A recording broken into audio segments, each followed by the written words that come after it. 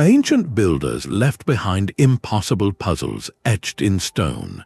This video reveals 25 prehistoric structures far more advanced than previously imagined, each one a key to unlocking a forgotten chapter of human genius. By the end, you will see the timeline of human progress not as a straight line, but as a story of peaks and valleys, with astonishing sophistication appearing where we least expect it. How did a culture without the wheel move stones heavier than modern cranes can lift? What cosmic message is encoded in a tomb that only lights up one day a year? We are about to journey to sites where myth and engineering collide, where every carved pillar and aligned stone forces a rewrite of the history books. What do you believe is our greatest blind spot about the ancient world? The first clue to their sophistication is not found in the stones themselves, but in the profound shift that made them possible. Across the globe, scattered groups of people began to settle down. They were no longer following herds or seasons, but instead planting seeds and watching them grow.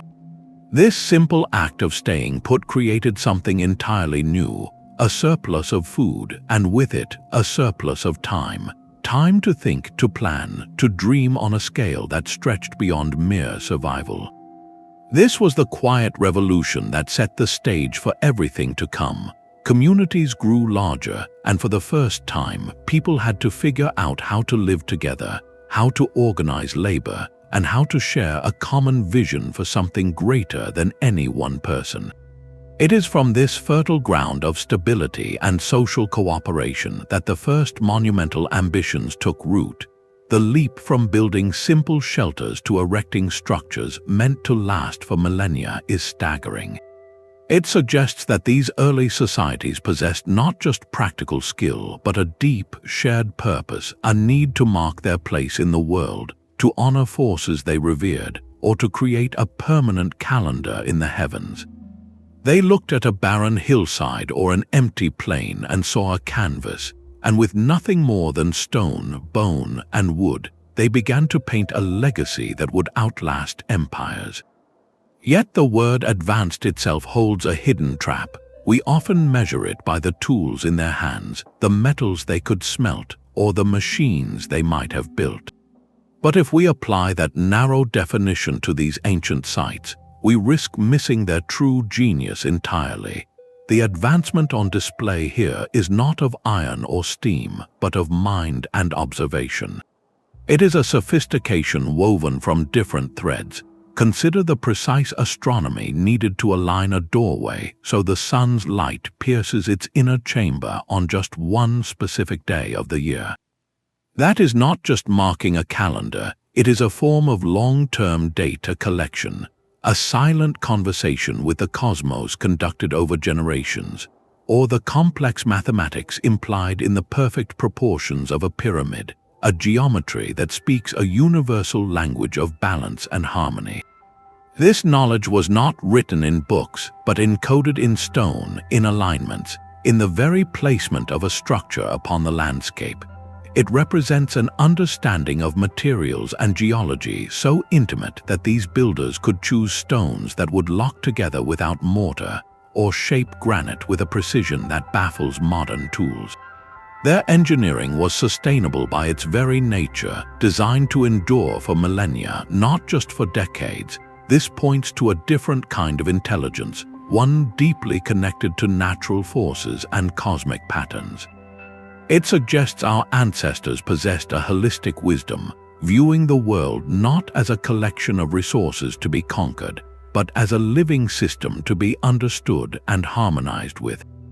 Their monuments are not just piles of rock, they are crystallized thought, the physical manifestation of a culture's deepest intellectual and spiritual achievements. To call them primitive is to overlook the profound conversation they were having with the universe, a conversation we are still struggling to hear. Their ambition is written in stone, in the impossible weight of their intentions. The enigma of megalithic engineering begins with a simple, staggering question. How do you move a mountain, not a metaphor but literal slabs of rock, some weighing over 800 tons, quarried from the earth, dragged across miles of rugged landscape, and then lifted into place with a precision that mocks the passage of millennia? At a place like Baalbek in Lebanon, the foundation stones are so massive that modern cranes would struggle with them. These are not just building blocks, they are statements of will, carved from the bedrock of human determination. The sheer physical reality of these sites forces us to confront a gap in our historical imagination. We see the finished product, the silent, immovable monument, but the process, the roaring, grinding, collective effort of its creation, has been swallowed by time. The absence of written manuals from these cultures turns every site into a crime scene of engineering, where we must reconstruct the method from the evidence left behind. Theories abound, each a testament to human ingenuity trying to solve its own ancient riddle. Perhaps they used a symphony of simple machines, wooden rollers greased with water or animal fat, creating a slippery path across the land. Maybe they built elaborate earthen ramps, inching each stone upward with levers and rope, a process of monumental patience. Some researchers point to the possibility of sound or vibration, a lost harmonic knowledge that could, in theory, reduce friction. While this remains speculative, the consistency found across the world is what truly captivates. From the jungles of Southeast Asia to the moors of Britain, cultures who could never have known each other arrived at similar solutions for moving the unmovable.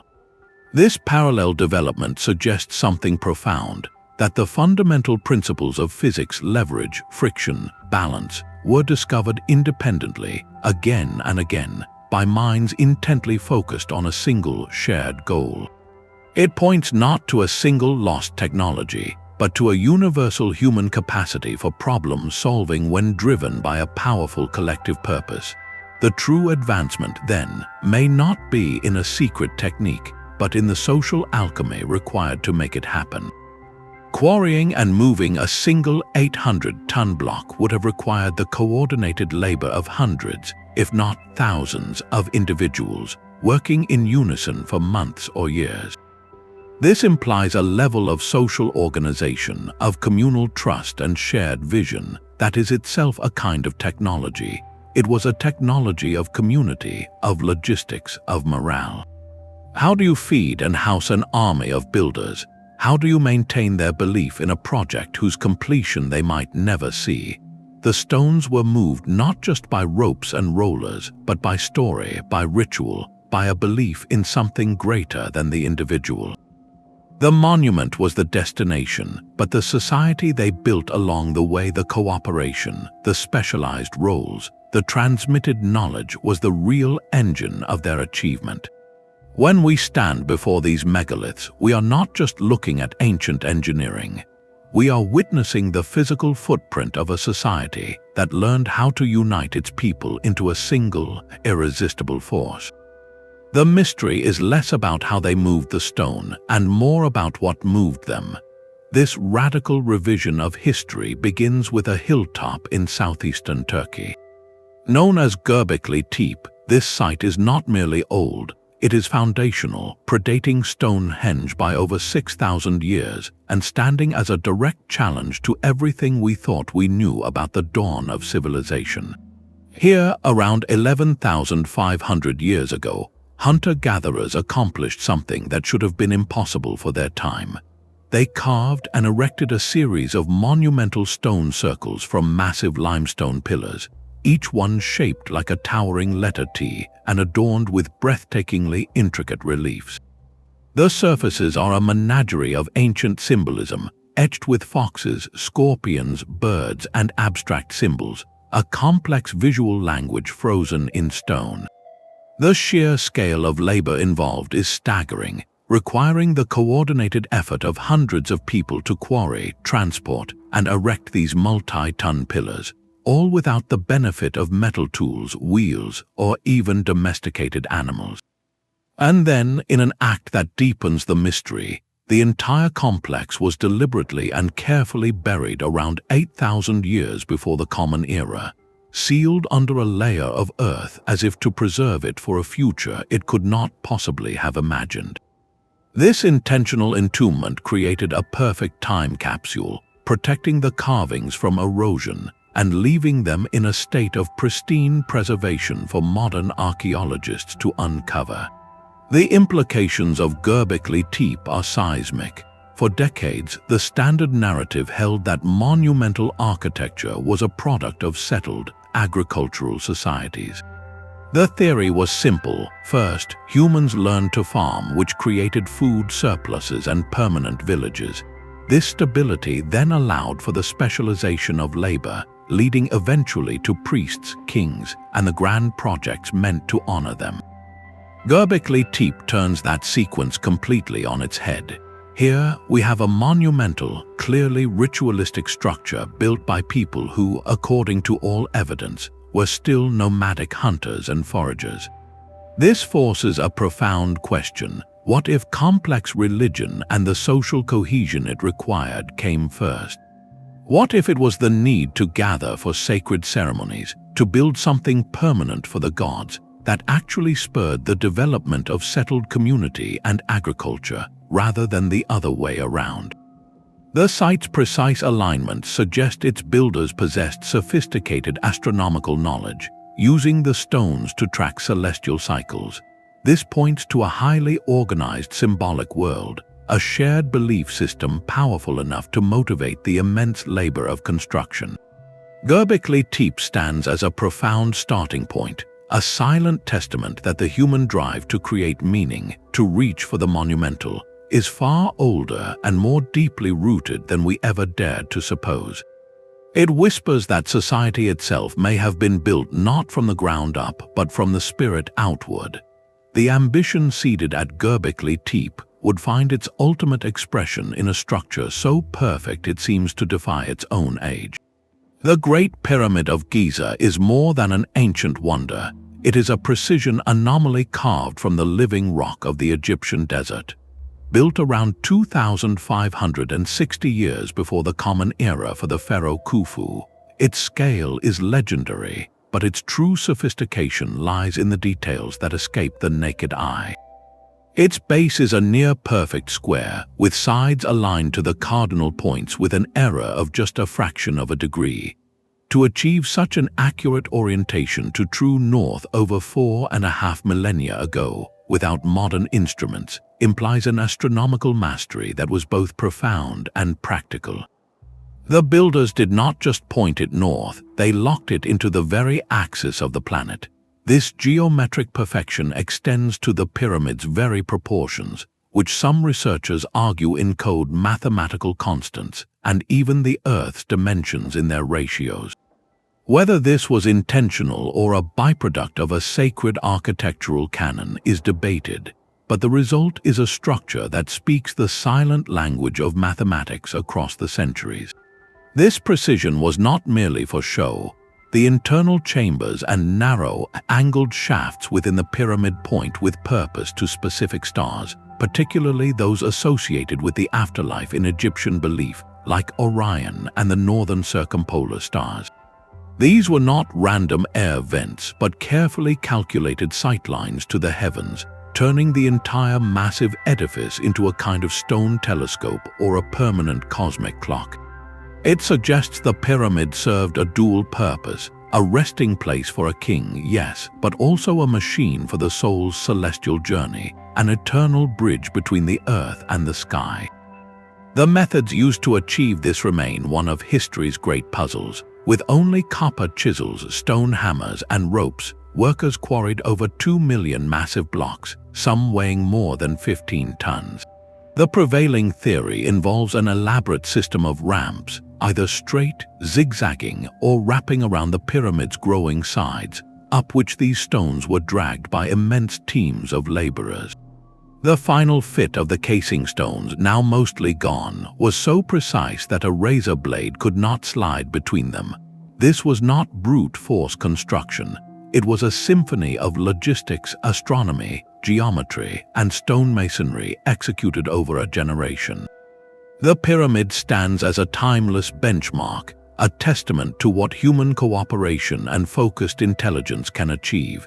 Its very perfection is so advanced for its time that it naturally sparks wonder about lost knowledge or even influences from beyond our world.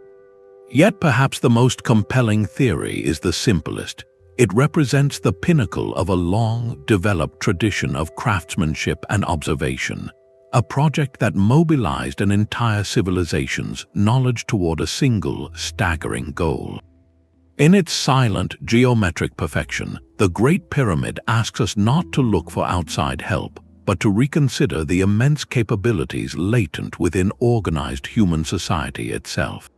It challenges us to see our ancestors not as primitive, but as peers in ingenuity who simply expressed their genius in stone instead of silicon. But a monument's true purpose is rarely written in a single language. Across the sea, on the windswept Salisbury Plain, another riddle stands in a circle of weathered stone. Stonehenge is an icon, yet its familiarity has dulled our sense of its strangeness. This was not a single project, but a living idea in stone, evolving over 1,500 years. Its final form, the towering Sarsen trilithons and the inner ring of distinctive bluestones, represents the culmination of a vision that spanned dozens of generations. The astronomical genius here is undeniable. The arrangement captures the solstice sunrises and sunsets with a precision that confirms its builders were master observers of the sky, using the stones as permanent sightlines to track the sun's journey and likely predict lunar eclipses. This was a colossal calendar, a way to anchor their world to the reliable rhythms of the cosmos. Yet to see it only as an observatory is to hear just one note of a complex symphony. Recent research has uncovered a hidden layer to this ancient site, its voice. The arrangement of the stones creates unique acoustic properties. Within the circle, sounds are amplified, echoed, and distorted in specific ways.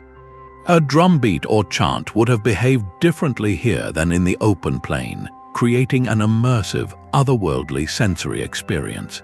This suggests Stonehenge was not just a place to see, but a place to hear and to feel, a ritual theater where sound itself was part of the ceremony, perhaps used to alter states of consciousness or to communicate with realms beyond the visible. This acoustic dimension deepens the mystery of its construction, for it implies an intentional design that considered not just alignment, but atmosphere.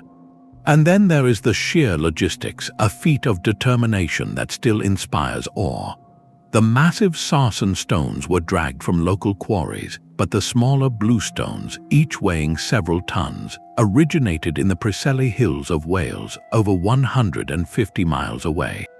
The journey of these stones, whether by land, sea, or a combination of both, represents an undertaking of staggering proportion and coordination. It speaks of a culture with not only advanced knowledge of geometry and astronomy, but with the profound social stability and shared purpose to plan and execute a project whose full completion no single person would ever witness. They moved mountains not for shelter or defense, but for an idea. Each archaeological layer at Stonehenge reveals a new complexity, peeling back our assumptions to show a Neolithic society of deep capability and even deeper belief. It stands as a testament that the ancient world understood the power of place, designing environments that engaged all the senses to connect the human spirit with the grand patterns of the universe. The desire to build a bridge to the heavens was not confined to the deserts or plains. In the green, misty landscape of Ireland's Boyne Valley, a different kind of cosmic machine rises from the earth. Newgrange is a massive, rounded mound of stone and turf, a passage tomb constructed around 3,200 years before the Common Era. This makes it older than the Great Pyramid of Giza and centuries older than Stonehenge's main stone circle. From the outside, it appears as a great grass-covered hill, but its true genius is hidden within, waiting for one specific moment each year to reveal itself. The heart of the mystery is a feature known as the roof box. This is a small, carefully constructed opening set high above the tomb's entrance, a slit in the stone that seems almost like an afterthought until you understand its purpose. For just a few days around the winter solstice, the shortest day of the year, the rising sun aligns perfectly with this narrow window. A slender beam of light penetrates the darkness, travels down the 60-foot-long passageway, and for approximately 17 minutes, floods the central burial chamber with a radiant, golden glow. This is not a happy accident. It is a feat of precise engineering and profound astronomical observation, calculated and built with the intention of capturing the sun at its weakest point, its annual rebirth. To achieve this, the builders had to understand the sun's changing path across the sky throughout the year, and then translate that knowledge into stone, angling the entire passage so that only on those crucial days would the light reach the inner sanctum. It was a way of bringing the life-giving sun into the realm of the ancestors, a symbolic victory of light over darkness, of life over death, engineered into the very architecture of remembrance. The structure's sophistication extends far beyond this celestial alignment. Encircling the base of the mound are 97 large curbstones, and many of these are canvases for a lost language of art. They are carved with intricate, swirling spirals, concentric circles, and diamond shapes, patterns that twist and flow with a hypnotic energy. The meaning of these symbols is a mystery that has endured for millennia. They could represent the sun, the cycles of life and death, or maps of the spirit world. They are a silent testament to a complex symbolic mind, a visual theology etched in stone for eternity. And then there is the roof itself, a masterpiece of Neolithic engineering, using a technique called corbelling, where each layer of flat stones is placed slightly inward over the one below. They created a soaring, domed chamber that is completely watertight. Without a single drop of mortar, relying only on gravity and perfect placement, this roof has kept the inner chamber dry for over 5,000 years. It is a triumph of dry stone construction and an intuitive understanding of drainage and physics, ensuring the sacred space within would be preserved. Newgrange is therefore a monument of multiple layers. It is a resting place, a gallery of enigmatic art, and a precise astronomical instrument. It speaks of a culture that saw no separation between the cycles of the cosmos, the journey of the spirit, and the enduring strength of stone. They built not just a tomb, but a mechanism for hope, ensuring that even in the deepest midwinter, the light would always return. While a single beam of light at Newgrange marked a sacred moment, another culture chose to write its intentions across the entire horizon. In the coastal region of Brittany, France, the landscape itself becomes the monument. Here, more than 3,000 standing stones march across the fields in eerie, silent rows at a place called Karnak. Erected over a 1,000-year period beginning around 4,500 years before the Common Era, these are not circles or tombs, but vast linear alignments. They stretch for miles, an army of granite sentinels frozen in time. To walk among them is to feel a profound sense of order imposed upon the natural world, a pattern so vast that its full meaning dissolves into the mist. The sheer number of stones, each one deliberately placed, represents a social undertaking of almost incomprehensible scale. It speaks of a society that commanded not just labor, but a unified vision spanning generations, all to rearrange the very bones of the earth into this sprawling, geometric code. Theories about their purpose are as numerous as the stones themselves, each one a key that only partially fits the lock. One compelling idea is that the alignments formed a colossal astronomical observatory. The rows are not perfectly straight but follow precise, subtle arcs.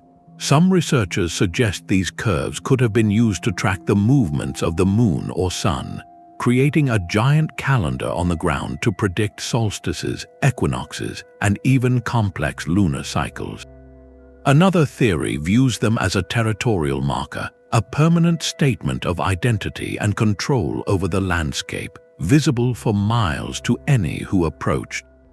More speculative ideas propose they functioned as a kind of seismic detection system, with the stones placed on geological fault lines to resonate with tremors from the earth, giving early warning.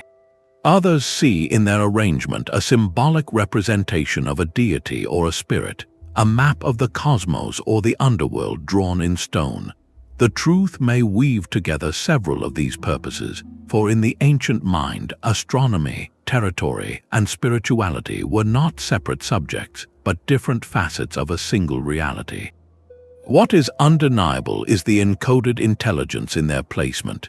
This was not a haphazard collection of rocks. The geometric precision, the careful grading of stone heights within rows, and the deliberate orientation all point to a planned design with a mathematical and observational foundation. They were reading a language we have forgotten, one written in alignment to celestial bodies and in harmony with the lay of the land itself. The Karnak stones do not offer a simple, singular function like a tomb or a temple. Instead, they present a Neolithic landscape code, a permanent inscription on the earth meant to be read by the community, by the heavens, and by the forces of nature. They represent a different kind of advancement, one of systemic thinking on an environmental scale. It was not about building a single impressive structure, but about orchestrating the entire vista, turning the countryside into a sacred diagram. This suggests a culture that did not see itself as separate from its environment, but as an active participant within it, using stone to conduct a silent, everlasting conversation with the world around them. The message has endured for millennia, but the cipher is lost, leaving us to wander through their ranks, sensing the purpose in the pattern, yet forever outside the conversation they were built to have. The manipulation of stone to shape the heavens was only one expression of a deeper ambition. Beneath the sunlit landscapes of Malta lies a monument carved not from the earth, but into it, a place where architecture turns inward to explore the very fabric of human consciousness. The Hypogeum of Sacsayhuamán is an entire subterranean world, a labyrinthine complex of chambers, halls, and passages hewn from solid limestone around 5,300 years ago. This is not a natural cave system, but a meticulously planned, three-level structure executed entirely underground with nothing more than rudimentary stone and antler tools. Its construction required an intimate understanding of geology and a fearless vision, as workers carved downward into the living rock, creating spaces that perfectly mimic the forms of the massive above-ground stone temples found elsewhere on the islands. They replicated arched doorways, carved pillars, and even painted ceilings with ochre spirals, transposing an entire sacred architectural language into the realm of perpetual darkness. This alone would be a staggering feat of prehistoric engineering and symbolic thought. But the Hypogeum holds a secret far more elusive than its carved walls, the power of its voice. Within this silent stone womb, sound behaves in impossible ways. Certain chambers are not just rooms, they are finely tuned resonators. When a deep tone is sung or chanted within them, the space itself amplifies and sustains the vibration, filling the air with a palpable, humming energy that can be felt in the bones.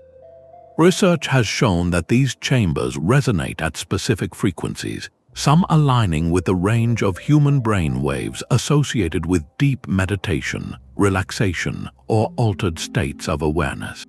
This acoustic phenomenon is almost certainly not an accident. The curvature of the walls, the dimensions of the niches, the very shape of the spaces appear designed to harness sound as a tangible force. It suggests the builders possessed a sophisticated, empirical understanding of acoustics, gained through generations of observation and experimentation. They learned how to sculpt stone not just for form, but for frequency, engineering environments that could directly influence human perception and experience. This points to a form of advancement that leaves no physical tool behind, only an effect on the mind. The Hypogeum was likely a place of profound ritual, perhaps for initiation, communication with ancestral spirits, or ceremonial practices aimed at healing or vision. Here, architecture became an instrument, and ceremony a multisensory journey where sound, darkness, and symbolic art combined to guide participants into different states of being.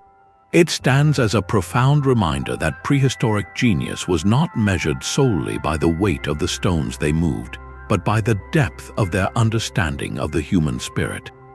They mastered the external world of alignment and mass, and they ventured equally into the internal landscape of consciousness, using the medium of carved stone to explore the invisible frontiers of mind and sound. Isolation can be the ultimate forge for ingenuity.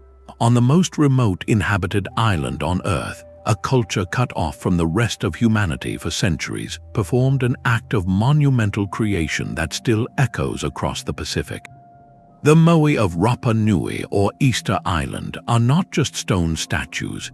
They are the distilled ambition of an entire people, carved into the living rock of their solitary world. Created between the 13th and 16th centuries, these colossal human figures stand as a late prehistoric marvel, a testament to what a society can achieve with nothing but its own hands, its own will, and the limited resources of a tiny, fragile land. Each Moai, some towering over 30 feet and weighing more than 80 tons, began as a single piece of volcanic tuff in the quarry of Ronoroku. From there, the unfinished giants were somehow transported across miles of rugged terrain to ceremonial platforms called ahu along the coast. This journey is the core of the mystery. With no wheels, no draft animals, and no large trees for rollers, how did they move these mountains? For decades, the dominant theory involved log sledges and rope, a slow, grinding process of dragging. But a more dynamic idea has gained ground through experimentation, the walking theory. This suggests the Rapa Nui used a clever, coordinated rocking motion.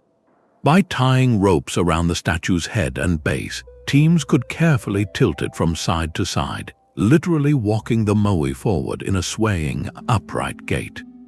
It is a breathtaking application of basic physics, leverage, balance, and rhythm, turning a multi-ton block of stone into a ponderous, dancing giant. This method would have required not just muscle, but exquisite communication and timing, a shared song of movement passed from one generation of engineers to the next. The sophistication deepens when we look beyond the famous heads. The Moai are complete bodies. Centuries of soil accumulation buried their torsos, but excavations reveal detailed arms, hands, and intricate carvings on their backs, representing a lost symbolic language. And for the most sacred statues, the final touch was a pu'kau, a massive cylindrical hat of red scoria stone weighing up to 12 tons, quarried from a different volcano and placed precariously atop the head. The method for lifting these crowns, likely using ramps or a clever parbuckling technique, adds another layer to their engineering puzzle. This incredible investment of societal energy, decades of labor for a single statue, in such a fragile ecosystem speaks to a powerful driving force. The Moai were far more than art. They were sacred conduits, embodiments of ancestral authority and protective power, facing inland to watch over the living community. Their creation was the central project of the culture, a unifying endeavor that channeled the island's entire creative and spiritual energy into stone. In their silent, watchful rows, they represent the pinnacle of human ambition thriving in the most extreme isolation, a reminder that innovation does not require a global network, but can bloom with profound intensity in the quietest corners of the world. But what happens when the greatest threat is not from the sky or the sea, but from the horizon itself? In the heart of Turkey's otherworldly Cappadocia region, an answer was carved not upward toward the heavens, but deep into the earth below. Derinkuyu is not a city built upon the ground. It is a city excavated from it, a vast, hidden metropolis that could shelter an estimated 20,000 individuals along with their livestock and supplies. This was no simple cave network, beginning possibly as early as the 8th or 7th century before the Common Era. Generations of people meticulously hollowed out the region's soft volcanic rock, known as tuff, to create a labyrinthine refuge descending approximately 200 feet. The scale alone is breathtaking, but the true sophistication lies in the thoughtful planning that made long-term survival possible. This was a fully realized underground civilization, complete with living quarters, storerooms, churches, stables, communal kitchens, and even wine presses. The engineering challenges they overcame are staggering to contemplate. How do you keep 20,000 people breathing deep underground? They engineered a network of over 50 sophisticated ventilation shafts, some stretching all the way to the surface, ensuring a constant, life-giving flow of fresh air to even the lowest chambers. Water was supplied by deep, protected wells, tapping into the same groundwater that fed the surface world. They designed intricate systems for waste management and created massive, circular stone doors that could be rolled across key passageways from the inside, sealing entire sections off from intruders. Every detail, from the placement of kitchens to the channels for smoke dispersal, reveals a profound understanding of geology, communal logistics, and defensive architecture. Derinkuyu was a masterpiece of foresight, a self-sustaining ark designed not for daily life, but for preserving life during times of extreme crisis, likely during periods of invasion or conflict. Its existence completely shatters the image of ancient peoples as simple surface dwellers. It demonstrates a capacity for large-scale, coordinated subterranean engineering that required not just digging, but urban planning on a monumental scale. They thought in 3 dimensions, considering airflow, water tables, structural stability, and social organization with the precision of master architects. This hidden city forces us to expand our definition of prehistoric innovation beyond the monuments we can see. Here, advancement meant creating safety in the silent, dark embrace of the earth, building a world meant to be invisible, a testament to human resilience written not in towering stone, but in the empty spaces they dared to carve from the rock itself. High in the Andes, overlooking the sacred Inca capital of Cusco, a fortress wall defies not just invaders, but time itself. Sacsayhuamán is a monumental complex built in the 15th century, yet its stonework possesses a primal, almost timeless mastery that feels deeply prehistoric in its raw power and perfection. Its most famous ramparts are not simple stacked blocks, but a colossal, 3-dimensional jigsaw puzzle carved from the living earth. Enormous blocks of limestone, some weighing well over 100 tons, are cut into intricate polygonal shapes, each one a unique, irregular polygon with multiple angles and facets. These giants are then fitted together with a precision so absolute that, even after centuries of seismic violence, you cannot slip a razor blade between them. There is no mortar holding this wall together. The strength comes entirely from the perfect, intimate contact between one stone and another, a marriage of form and force engineered into the rock itself. This was not merely an aesthetic choice, it was a brilliant response to the environment. The Andes are one of the most seismically active regions on the planet. A traditional, rigid wall of rectangular blocks would crack and crumble under the relentless shaking of earthquakes. But this polygonal puzzle is different. When the ground trembles, the interlocking stones have just enough flexibility to shift and settle, to dance with the earthquake, and then settle back into place, often locking together even more tightly than before. It is architecture that understands and anticipates the land's volatility, turning a potential weakness into an unbreakable strength. The method behind this miracle, however, has evaporated from history.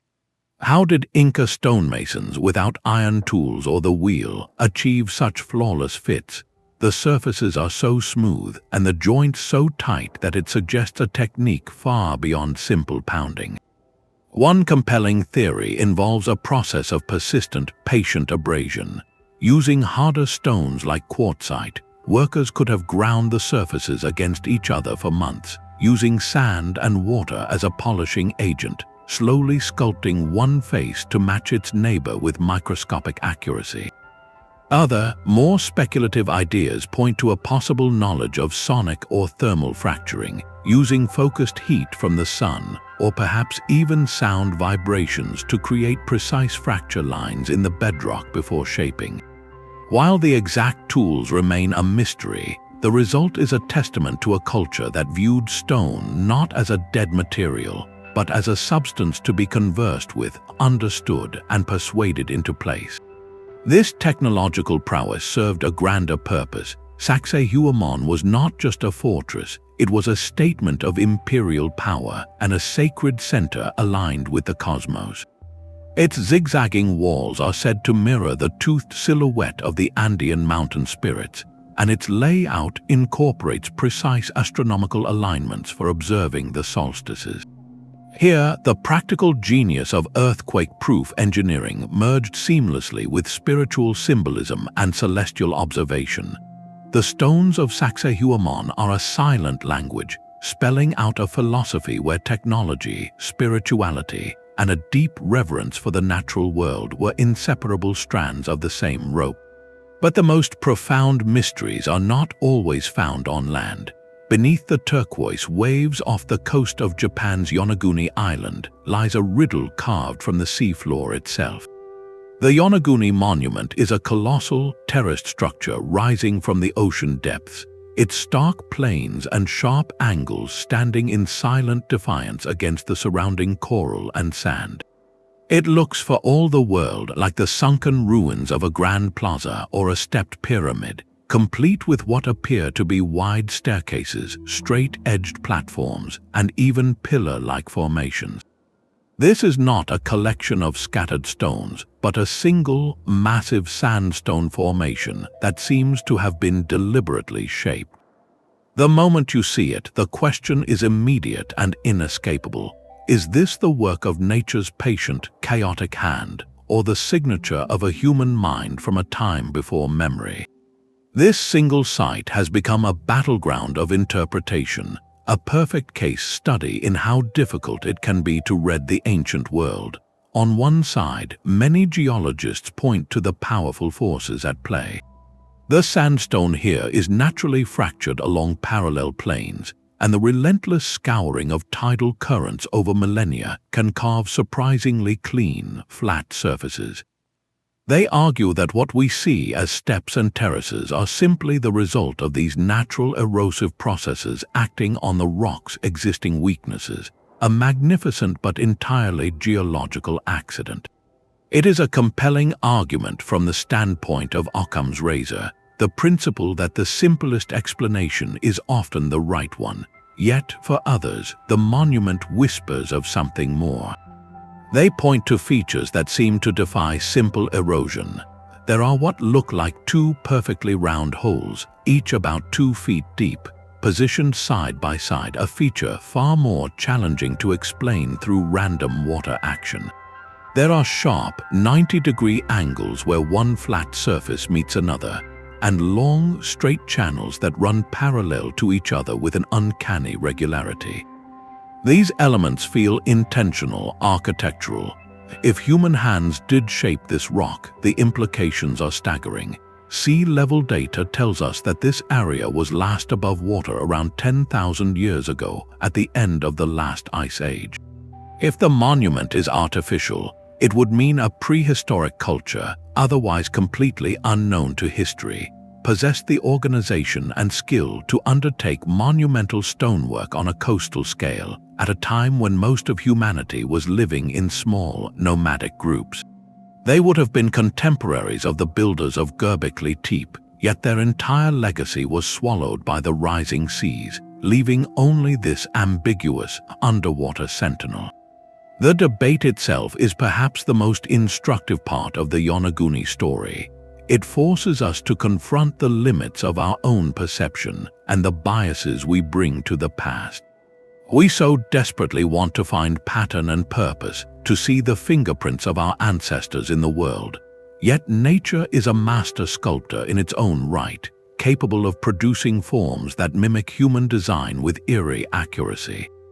The monument sits in that tantalizing gray area between the possible and the probable, a Rorschach test in stone at the bottom of the sea. It stands as a powerful symbol for all the prehistoric structures we may never find, the ones that did not survive on dry land. Our planet's coastlines have shifted dramatically, and with them, entire chapters of human habitation and achievement may have vanished beneath the waves. Yonaguni, whether natural or human-made, is a haunting reminder that the map of ancient human ingenuity is not complete. It suggests that the most advanced structures of a lost age might not be waiting in the desert or on a hilltop, but sleeping silently under the pressure of the deep, their stories dissolved into the salt water, leaving only a shape that taunts us with its perfect, enigmatic geometry. The silent stones of Yonaguni remind us that the greatest chapters of history may be lost to the sea, but on the continent of Africa, a different kind of monument rises from the earth to correct the historical record. In the southeastern highlands, a city of stone emerges from the landscape, a testament to a civilization whose sophistication was long obscured by colonial myth.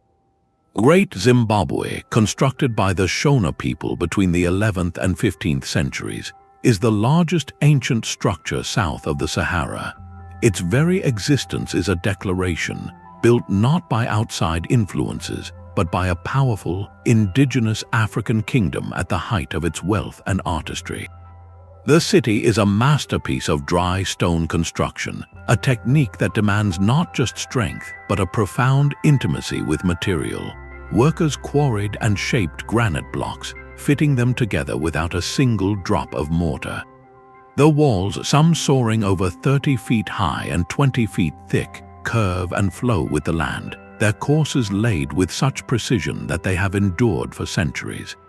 This was not haphazard piling, it was advanced stonemasonry, a clear architectural vision executed on a staggering scale.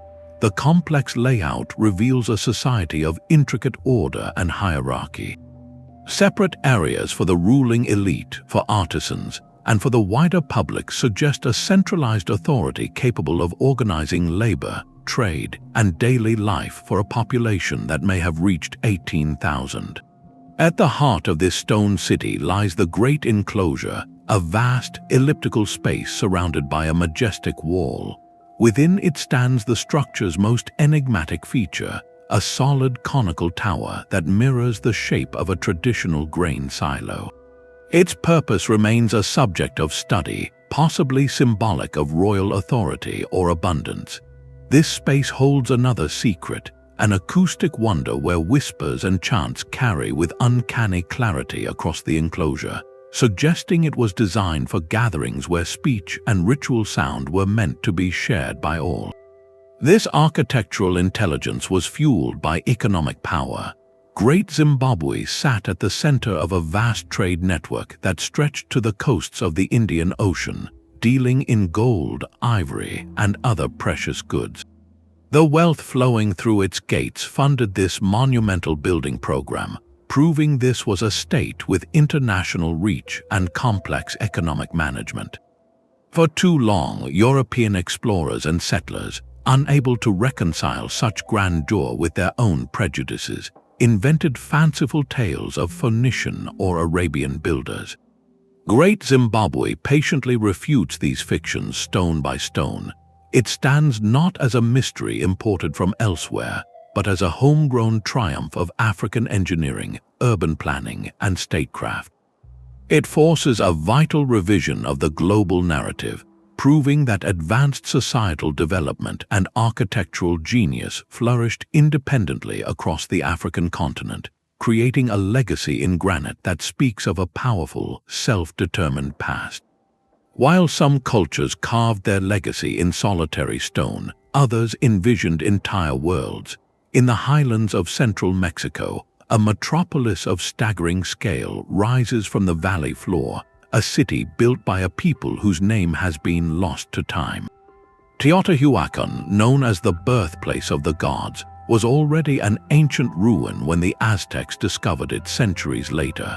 Its true architects remain anonymous, yet their vision speaks with a clarity that transcends language. This was not merely a collection of buildings, but a single, unified work of art and engineering, a testament to a collective mind of immense power. At its heart stretches the Avenue of the Dead, a vast central axis nearly 3 miles long, flanked by the monumental masses of the Pyramid of the Sun and the Pyramid of the Moon. These are not isolated monuments, but integral parts of a grand cosmological diagram. The entire city is precisely oriented 15.5 degrees east of true north, an alignment not to the pole star, but to significant points on the horizon where the sun and certain stars would set. This was urban planning as sacred astronomy, the entire grid of the city functioning as a permanent calendar and a map of the heavens laid upon the earth. The sophistication of this design required a shared, deep understanding of celestial cycles, observed and recorded over generations, then translated into a permanent stone reality for tens of thousands of inhabitants. This precision extended to the very tape measure of its construction. Archaeologists have identified a standardized unit of length used throughout Teotihuacan, a Teotihuacan unit of approximately 83 centimeters. This consistent module appears in the dimensions of temples, plazas, and residential compounds, proving the builders worked from a unified mathematical blueprint. It is the fingerprint of a centralized authority and a highly organized guild of architects and surveyors, capable of orchestrating a project of this magnitude over centuries. But the genius of Teotihuacan was not confined to the world above. To sustain a population that may have reached 100,000, the city's engineers performed a hydrological marvel. In an area with seasonal rainfall, they constructed an intricate network of underground channels and drainage systems, capturing and directing water to where it was needed. This was not just about survival, it was about creating stability and abundance, turning a potentially challenging environment into a fertile cradle for one of the largest cities in the ancient world. The sheer logistical coordination is breathtaking, implying a society with advanced knowledge of civil engineering, geology, and public administration. Teotihuacan stands as a profound paradox, a place of immense influence whose original voice is silent. We do not know what they called themselves, what language they spoke, or why the city was eventually abandoned. Yet their legacy is undeniable. Their architectural styles, their artistic motifs, and their cosmological principles radiated outward, influencing countless later cultures across Mesoamerica. They built a city so perfect in its conception, so advanced in its execution, that later peoples could only assume it was built by gods. In doing so, they achieved a kind of immortality, not through a written name, but through the enduring power of a stone idea, a metropolis that remains one of the most compelling blueprints of ancient urban genius ever conceived. Yet this mastery of stone and city planning reveals only part of the ancient mind. In the stark, rainless plains of southern Peru, an entire civilization chose to express its vision not by building upward, but by drawing on the earth itself, creating a canvas so vast it could only be comprehended from the heavens. The Nazca lines are a gallery of giants, etched into the desert pavement between 500 years before the Common Era and 500 years after. Here, the Nazca people removed the dark, iron-rich surface stones to reveal the lighter-colored earth beneath, creating precise lines, geometric shapes, and stunning representations of animals and plants: a hummingbird, a spider, a monkey, a tree, some stretching over 600 feet across. The sheer scale is disorienting. Standing on the ground, you see only a faint path or a shallow trench, but from the air, these lines coalesce into breathtaking, coherent images of startling complexity. This presents the first great puzzle. How did they achieve such precision without ever seeing their work from above? The answer lies in a sophisticated, yet elegantly simple, application of geometry. Researchers believe the artists likely created small-scale models on prepared plots of land.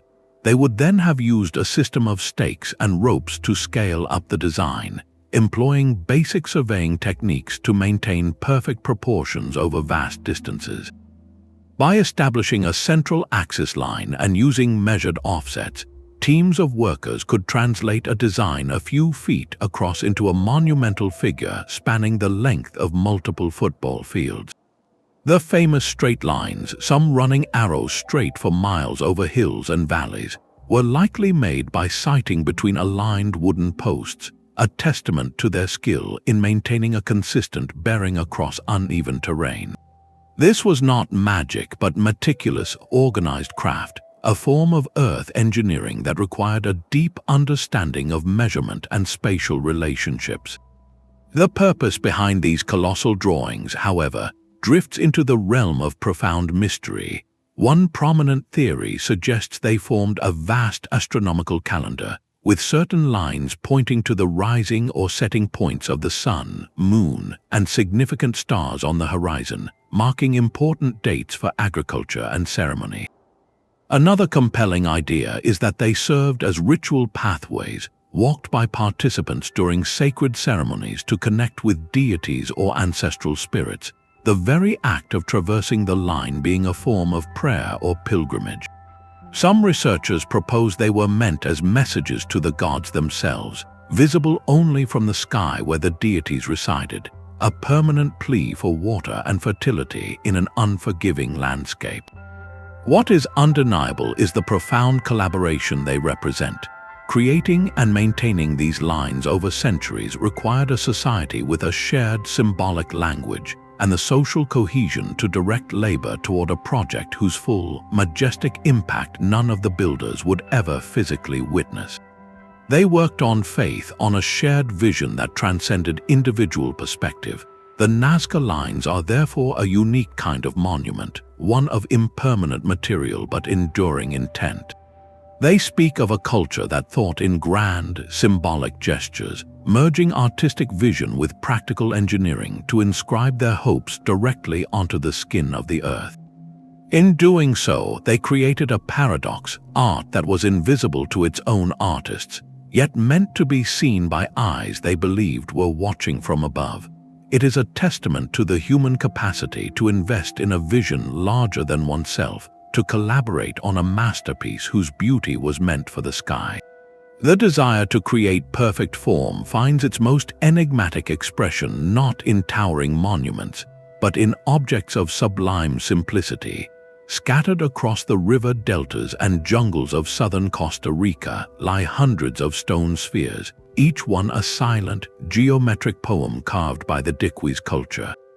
These are not natural formations. From around 600 years of the Common Era until the arrival of Spanish colonizers, artisans transformed raw blocks of hard gabbro, limestone, and sandstone into objects of breathtaking precision. Some are small enough to hold in your hands, while others are colossal, measuring over 6 feet in diameter and weighing several tons. It is their shape, however, that stops the mind. They are nearly perfect spheres, their surfaces smooth to a uniform finish that feels alien in a world of jagged stone and organic form. To achieve this with nothing more than other stones, perhaps aided by heat and water, represents a mastery of material that borders on the obsessive.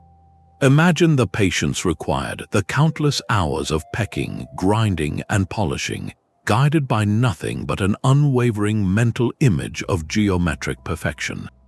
This was not a quick functional task. It was a cultural devotion to an ideal form, a testament to a society that valued this specific expression of harmony and balance enough to invest generations of skilled labor into its creation. But to what end? The spheres were found in groupings, often arranged in lines or geometric patterns, near important settlements and along ancient pathways. Some researchers propose they functioned as astronomical markers, their alignments pointing to celestial events or serving as a physical model of heavenly bodies. Others see them as symbols of power and status, the property of chiefs or shamans, their size and perfection directly reflecting the owner's authority within the community.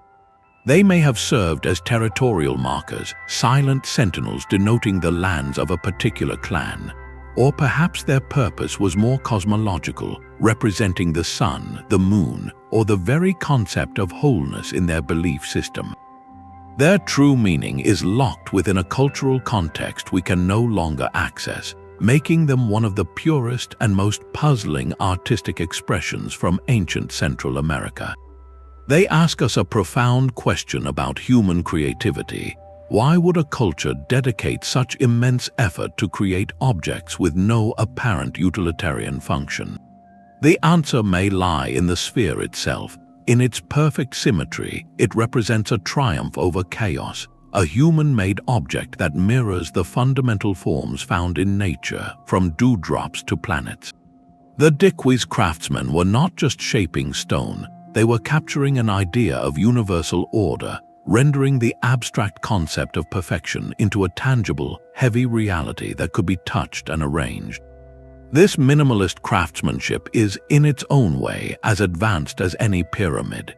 It reveals a deep understanding of stone fracture, of symmetry, of the slow, dialogic process between the artisan's intent and the material's resistance. Each sphere is a conversation between a human mind and the ancient heart of the earth, a conversation that resulted in a form so simple, so complete, that its mystery only deepens with every passing century. The pursuit of perfection in form finds its ultimate counterpoint in a device designed not for contemplation, but for calculation. From the silent depths of the Aegean Sea, off the coast of the Greek island of Antikythera, a corroded lump of bronze and wood was recovered from a 2,000-year-old shipwreck. At first glance, it seemed an unremarkable artifact, encrusted and fragmented by centuries under the sea. But when researchers looked closer, they saw something that should not have existed. This was the Antikythera Mechanism, a device so complex it has been called the world's first analog computer. Dating to the 1st century before the Common Era, it is a clockwork oracle of bronze, a miniature cosmos engineered from interlocking gears. Its dials and inscriptions, deciphered through painstaking study and advanced imaging, reveal a machine of breathtaking ambition. It could predict the positions of the sun and moon, model the irregular orbit of the moon, forecast solar and lunar eclipses, and even track the 4-year cycle of the ancient Olympic Games. This was not a simple calendar, it was a dynamic, mechanical simulation of the heavens, a portable universe you could hold in your hands. The sophistication required to design and build such a device is staggering.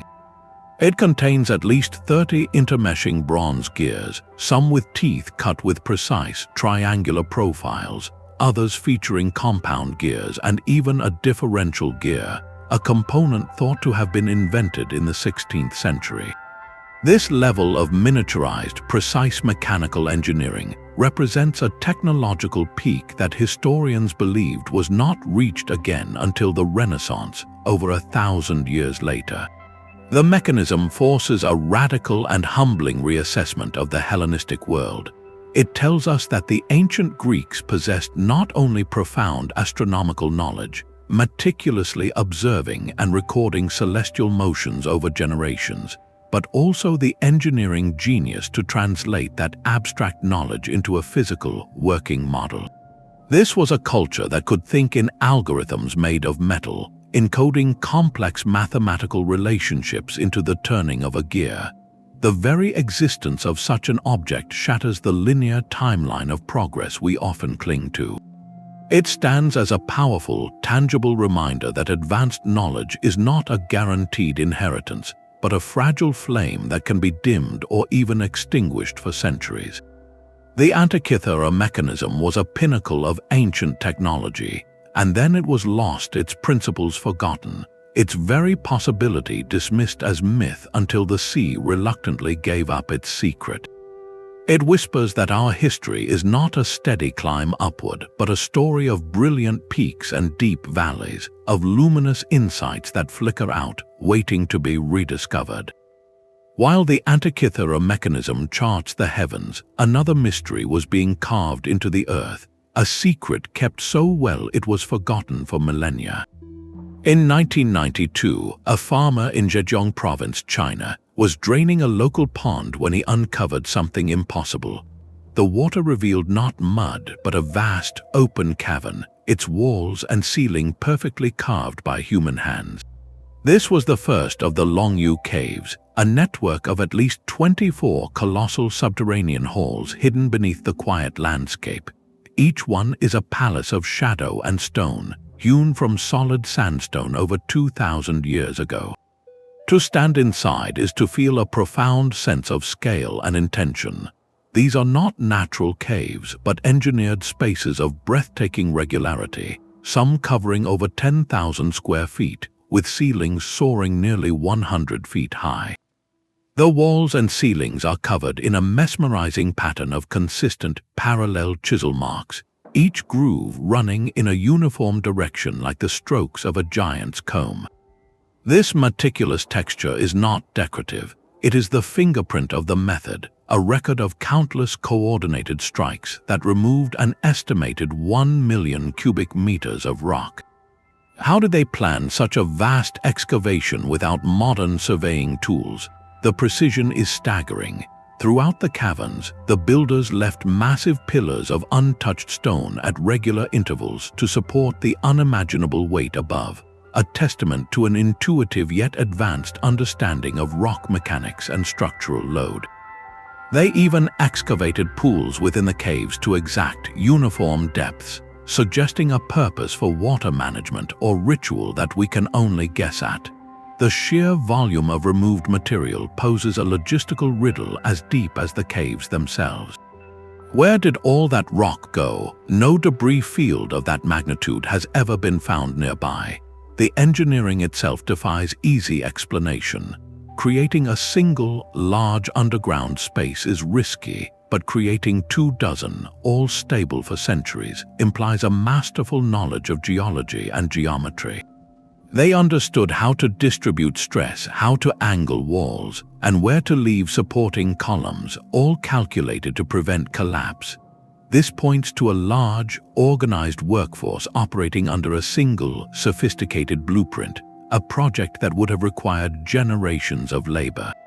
Yet, for all this effort, history is silent. No written record, no tool, no drawing, not even a single artifact has been found inside to tell us who built them or why. They are empty, echoing questions. Were they imperial tombs that were never used? Secret quarries for a building project that never began? A hidden refuge for an entire community? Or perhaps a ceremonial complex, a subterranean temple meant to mirror the heavens below the earth? The uniformity of the caves suggests a grand, unified purpose, but that purpose has vanished, leaving only the immense, hand-carved spaces as a monument to a lost chapter of Chinese engineering. The Longyou caves remind us that the most advanced structures may not always reach for the sky. Sometimes they descend into the enduring darkness, holding their secrets in the perfect angles of their walls and the silent, parallel lines of a forgotten tool. Pumapunku feels less like a ruin and more like a blueprint for a world that was never finished. In the high plains of Bolivia, part of the ancient Tiwanaku complex, lie stones that defy the very logic of their time. Dating to around 500 to 600 years of the Common Era, this site is a field of shattered dreams and impossible craftsmanship. The material itself, a hard, dense andesite, is difficult to work even with modern steel tools. Yet here it has been transformed into geometric puzzles of staggering precision. The surfaces of these blocks are not merely smooth, they are flat to a degree that feels machined, as if a giant's plane had passed over them, leaving a finish that reflects light with an almost metallic sheen. The edges are sharp, perfect 90-degree angles that meet with a consistency that speaks of measurement, not estimation. But the true signature of Pumapunku is found in the intricate details carved directly into this unforgiving stone. Across numerous blocks, you find identical, complex patterns, precise notches, grooves, and channels cut to a uniform depth. The most famous are the so-called H blocks, massive stones shaped like a capital letter H, each featuring a series of these exact recesses and protrusions. These are not decorations, they are components. They were designed to interlock with other stones using a form of joinery so advanced it resembles modern metalworking or prefabricated concrete. Each cut is a mirror to another, implying a grand, modular design where these colossal pieces would have fit together like pieces of a three-dimensional stone puzzle, locking into place without mortar. The engineering foresight required is breathtaking. It suggests the builders worked from a master plan with standardized measurements and a clear vision of how each multi-ton block would relate to the whole. This level of prefabrication and precision fitting is something we associate with fine cabinetry or aerospace manufacturing, not with a culture using stone hammers and copper chisels. The consistent depth and flawless geometry of these cuts point towards specialized tools and techniques that have left no trace in the archaeological record. How did they achieve such clean, repetitive forms in such a hard material?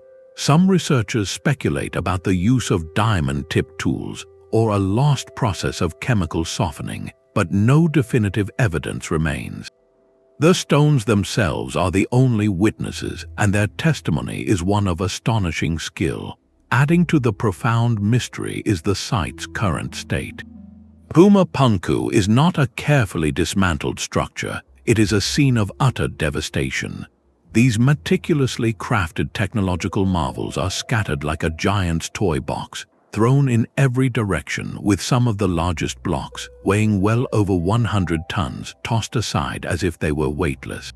This suggests a cataclysmic end, likely a massive seismic event or a sudden, catastrophic flood that not only destroyed the complex but also may have erased the very society that built it. This context makes Pumapunku uniquely compelling. It is not just a display of advanced stonemasonry, it is a fragment of a lost conversation about technology and design. The site stands as one of the most powerful arguments for a sophisticated, perhaps even industrialized, approach to construction in the ancient Andes. It forces us to ask whether we have underestimated the technological ceilings of pre-Columbian civilizations. Were the builders of Pumapunku working at the very edge of a material science we no longer understand? The stones offer no easy answers, only a silent, geometric challenge to our historical imagination, a puzzle that continues to inspire both rigorous archaeological study and a deep, speculative wonder about what truly lies hidden in the forgotten chapters of human ingenuity. The line between sacred story and physical history is often drawn by the sea. Off the sun-drenched coast of Gujarat in western India, the waves conceal a discovery that has reignited an ancient legend. Beneath the waters of the Arabian Sea lie the remains of what many believe to be the lost city of Dwarka, a place immortalized in Hindu texts as the magnificent, fortified capital of the deity Krishna. For centuries, Dwarka was considered a beautiful allegory, a divine city said to have been reclaimed by the ocean upon Krishna's passing. But what if the myth was a memory? Underwater archaeology has revealed structures that challenge this boundary, presenting stone anchors, massive bastions, and scattered pottery across the seafloor, evidence of a substantial and sophisticated port settlement. These artifacts point to a thriving community that existed over 3,500 years ago, a time frame that aligns with the late Indus Valley civilization or the early Vedic period. The implications are profound. A city of this scale, built to withstand the relentless sea, would have required advanced coastal engineering. Think of the planning needed to construct sturdy harbor walls, to design drainage systems that could handle monsoon rains and tidal surges, and to create a layout that supported both daily life and robust maritime trade. The stone anchors alone, some of immense size, speak to a society with large, ocean-going vessels and a deep understanding of nautical technology. This was not a simple fishing village, but a planned urban center engineered for prosperity and permanence by the water's edge. Its fate, however, is what makes Dwarka a poignant landmark in human history. The city now rests under the waves, not because of a sudden divine cataclysm, but likely due to the slow, inexorable rise in sea levels that has reshaped coastlines across the globe. This gradual submersion turned a masterpiece of ancient urban planning into a sunken relic, its knowledge of coastal construction perhaps lost as communities moved inland. The site stands as a powerful bridge, connecting the symbolic language of myth with the tangible evidence of archaeology. It suggests that ancient narratives, passed down orally for generations, may preserve kernels of truth about real places and events from a time before written records. The story of a great city claimed by the sea is a universal one found in cultures worldwide, often pointing to a shared human experience of environmental change and loss.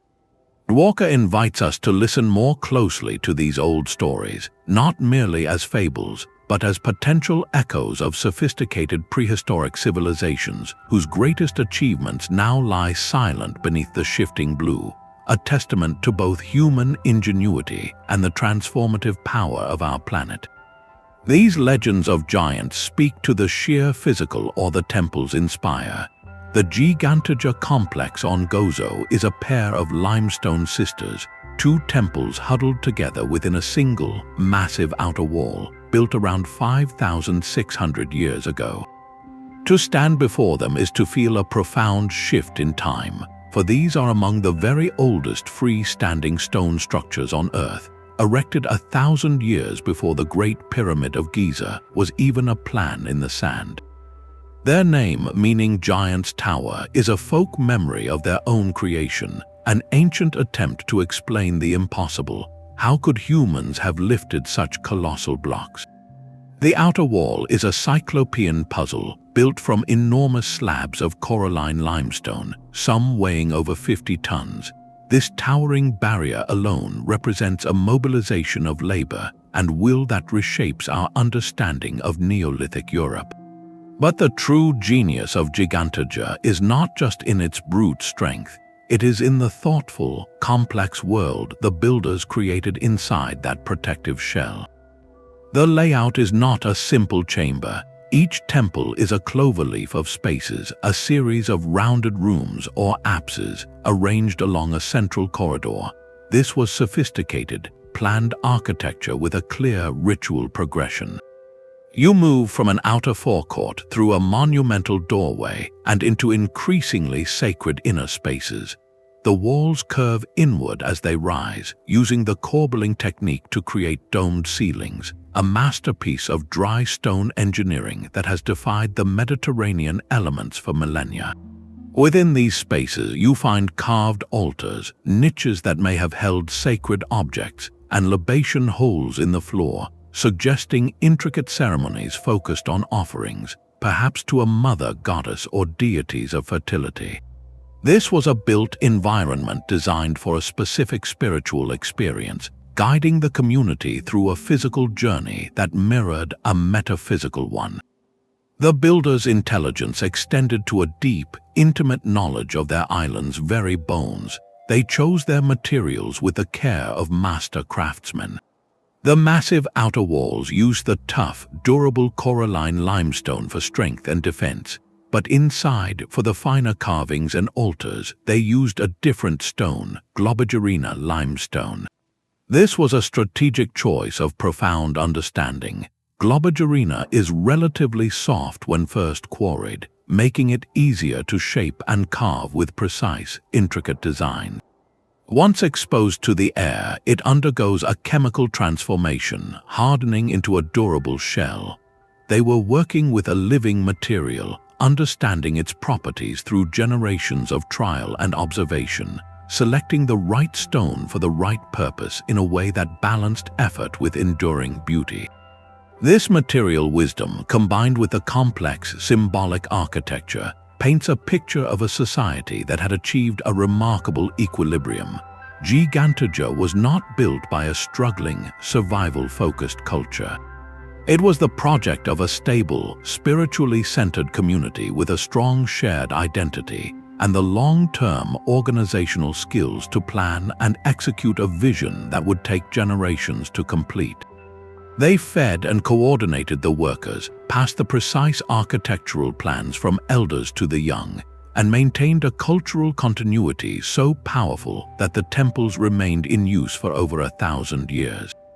This Maltese complex stands as a quiet, monumental counterpoint to the later wonders of Egypt and Mesopotamia.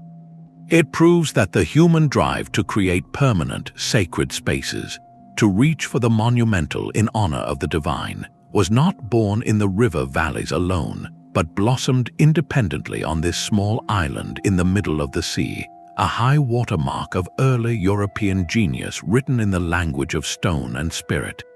Across the Atlantic, another civilization was mastering the art of making stone speak, not in abstract symbols, but in the unmistakable language of human identity.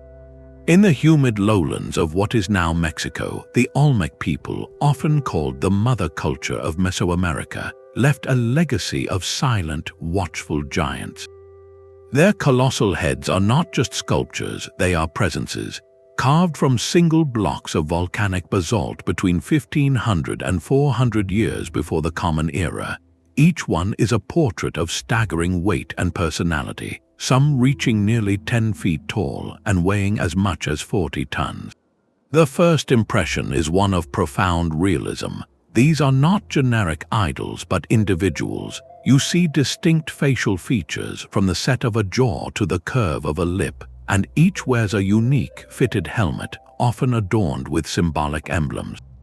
This attention to individuality is a revolutionary artistic statement for its time, a deliberate celebration of specific persons, forever immortalized in the enduring heart of the earth. The journey of these heads is a story written in logistics and sweat. The basalt did not come from the ceremonial centers where the heads were found. It was quarried from the Tuxtla Mountains, miles away across rivers and swampy terrain. Without the wheel or draft animals, the Olmec engineered a solution that was both simple and brilliant. Researchers believe they transported the colossal raw blocks on massive rafts, using the region's network of waterways as a natural highway.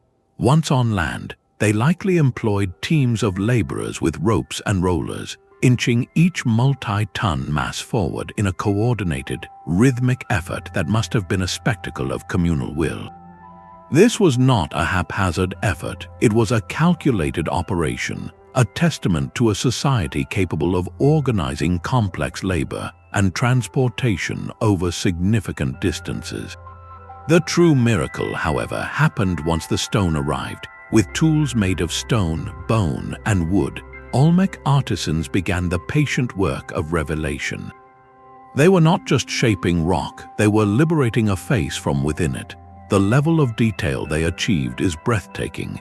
They carved subtle, lifelike expressions, detailed ears, and the intricate straps and patterns of the ceremonial headgear. To sculpt such refined features in incredibly hard basalt without metal chisels implies a generational mastery of their craft. They understood the stone's grain, how to fracture it, how to grind it, and how to polish it to a smooth finish, all through an intimate, tactile knowledge passed from teacher to apprentice. The prevailing belief is that these monumental portraits represent powerful Olmec rulers. They are the ultimate fusion of art and authority. By scaling a human likeness to such an immense size, the Olmec were making a permanent statement about power, legacy, and the connection between a leader and the very land itself. The head was the seat of wisdom and identity, and to render it in eternal, immovable stone was to project that individual's influence across generations. Placed in central ceremonial spaces, these heads were constant, watchful reminders of the social order, linking political authority with spiritual and cosmic realms. They stand as one of the earliest and most powerful examples in the Americas of how a sophisticated society uses monumental art not merely for decoration, but as a foundational tool for expressing identity, cementing hierarchy, and communicating with both the community and the ancestors. In their silent, weighty gaze, we see the birth of a tradition where stone becomes biography, and a portrait becomes a pillar of civilization. Yet even the most imposing monument begins with a single, deliberate mark. High in the arid hills of Peru's Pisco Valley, an ancient culture left a different kind of signature, one that abandons grand form for enigmatic repetition. Stretching for over a mile across a rugged mountainside is the perplexing site known as the Band of Holes. From above, the pattern is startling. Thousands of uniform depressions, each roughly the size of a person, are carved into the earth in precise, staggered rows. They march across the terrain in regimented lines, following the natural contours of the slope with an eerie, geometric discipline. To walk among them is to wander through a grid of emptiness, a landscape punctured by purpose. These are not natural formations. Each hole has been carefully excavated, with the displaced soil and stones piled in neat mounds on the downhill side, a clear sign of organized, methodical labor. The scale of the undertaking is immense, representing the removal of countless tons of earth and rock, a project that would have required a significant, coordinated workforce operating under a single, clear directive. And yet, for all this evident effort, the holes themselves give up no secrets. They are shallow, only about 3 to 6 feet deep, too shallow for graves, too exposed for long-term storage, and too uniform for defensive trenches. Archaeologists have found no artifacts within them, no bones, no tools, no offerings. They are empty vessels, their original contents, if there ever were any, long since vanished. This profound lack of evidence is what makes the site so haunting. It is a physical question mark etched into the mountainside. The most compelling theories attempt to step into a completely different economic or cosmic mindset. One idea suggests they functioned as part of a vast, ancient accounting system. Imagine a centralized authority needing to track tribute or agricultural yields from surrounding communities. Each hole could represent a unit of measurement, a certain volume of grain or other goods, with the filled holes providing a visual, tangible census of what was owed or collected. Another line of thinking points skyward, proposing the bands formed a giant solar or lunar calendar. The specific alignment and spacing of the rows might have cast shadows or captured light in a way that marked solstices or planting cycles, turning the entire hillside into a functional chronometer. There is also the possibility this was an ambitious, unfinished project. Perhaps the holes were meant to be the foundations for a colossal structure that was never built, or the first stage in a terracing system for agriculture that was abandoned. The Band of Holes stands as a masterclass in archaeological humility. It is a stark reminder that our interpretations of the past are limited by our own cultural frameworks. We look for practical utility, storage, defense, burial, but the true purpose may have existed within a symbolic or administrative logic that has left no material trace beyond the holes themselves. This site forces us to acknowledge that ancient minds could conceive of value, order, and meaning in ways that do not neatly translate to our modern categories. They were capable of modifying their world on a breathtaking scale, not for a reason we find obvious, but for a reason that was, to them, utterly essential. The landscape itself becomes the artifact, and its message is a silent one, speaking only of a monumental will to impose pattern upon the earth for a purpose now known only to the wind and the stone. Sometimes the most revealing structure is the one that was never finished. Deep in the granite quarries of Aswan, Egypt, a monument lies trapped within the earth, a colossal dream frozen in mid-birth. Known as the Unfinished Obelisk, it remains forever connected to the bedrock, offering a raw, uncensored look at the methods behind Egypt's polished wonders. This single stone slab, had it been freed and erected, would have towered over all others, an estimated 1,200 tons of solid granite reaching for the sky. Its very incompleteness is what makes it priceless, a candid snapshot of ancient engineering where we can see the tool marks, the trenches, and the ambitious scale of a work in progress. The story is written in the stone itself. To release an obelisk, workers did not simply carve it out, they had to liberate it from the living earth. The process began with a master plan etched onto the smoothed surface of the granite bedrock. Teams of laborers then used simple yet brutally effective tools, balls of dolerite, a stone even harder than granite. With these pounders, they would patiently, relentlessly hammer away along the marked lines, creating a deep trench around the intended obelisk. The quarry floor around the unfinished obelisk is a textbook of this technique, showing the precise channels carved on three sides. You can almost hear the rhythmic, echoing percussion of countless strikes, a sound that would have filled the quarry for months, perhaps years, on a project of this scale. This was not quick work, it was a dialogue of immense patience between human determination and unyielding material. The workers possessed an intuitive, generational understanding of stone fracture mechanics, knowing exactly how deep to carve, how to angle their trenches, and how to listen to the rock itself for signs of stress. But then the crack appeared, a fatal flaw in the granite, hidden until the final stages, spider webbed through the stone.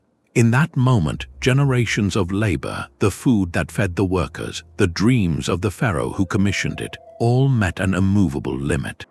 The obelisk was abandoned, left in its quarry bed as a permanent lesson in both ambition and reality. This apparent failure, however, is our greatest gift. It preserves a stage of construction that is normally invisible to us. When we look at the polished obelisks standing before temples in Luxor or Rome, we see only the final, majestic product. We do not see the sweat, the noise, the problem-solving, or the moments of setback. The unfinished obelisk shows us all of that. It makes the abstract concrete. We can trace the trenches, see where the pounders struck, and understand the logistical nightmare of how they plan to transport such a behemoth down the Nile on a specially built barge. This frozen moment connects us directly to the hands and minds of the builders. It reveals that their technology was not magical, but was built upon accumulated observation, physical endurance, and brilliant logistics. The scale of the attempt speaks to a society confident enough to try, and wise enough to know when to stop. It stands as a humbling counterpart to the perfect pyramids and temples, reminding us that for every success that endured the ages, there were experiments, calculations, and sometimes quiet acknowledgments of the limits of stone and time. In its silent, fractured state, the unfinished obelisk tells a more human story than any finished monument ever could, a story of aspiration, effort, and the timeless dialogue between vision and the unyielding nature of the world. The unfinished obelisk shows us a dream halted by a crack in the stone, but what happens when a single, unwavering dream succeeds? In the humid Florida landscape of the early 20th century, a quiet, 5-foot-tall man performed a feat that echoes across the millennia. Edward Līdzkalnis, a Latvian immigrant with little formal education, single-handedly built what is now called the Coral Castle.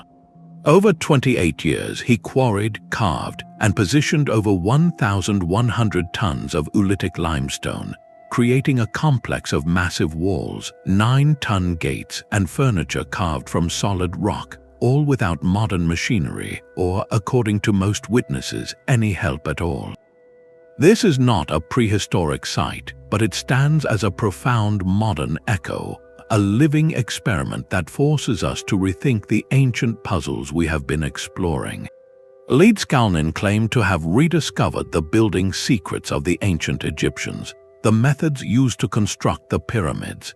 He spoke of understanding the laws of weight and leverage, of mastering the relationship between celestial bodies and earthly matter. While his explanations were cryptic and wrapped in his own personal philosophy, his results were undeniable. He moved blocks weighing up to 30 tons using only handmade tools, chains, and tripods made from old telephone poles. Witnesses reported seeing him work at night, and the few who glimpsed his methods described him gently tapping the stones with a small metal tool, after which they seemed to become almost weightless, gliding into place with startling ease. The centerpiece is a 9-ton revolving gate, so perfectly balanced on a simple automobile bearing that a child could push it open with a single finger, yet so precisely fitted that it remained airtight for decades. How did he do it? The prevailing scientific consensus points not to magic, but to a genius-level, intuitive application of simple physics. Ġgantija was a master of leverage, counterweights, and patience.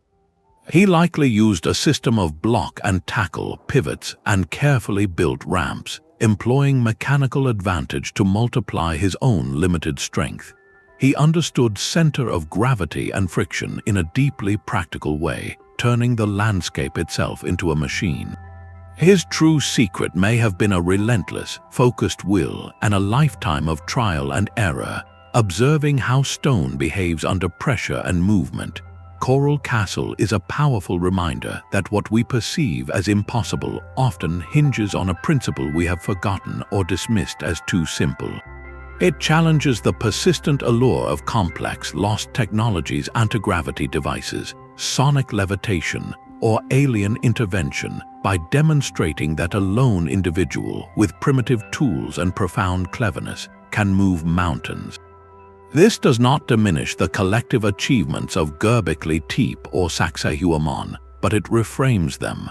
It suggests that prehistoric societies, with their deep generational knowledge of materials and physics, could have achieved their wonders through the brilliant orchestration of fundamental principles applied on a grand, communal scale.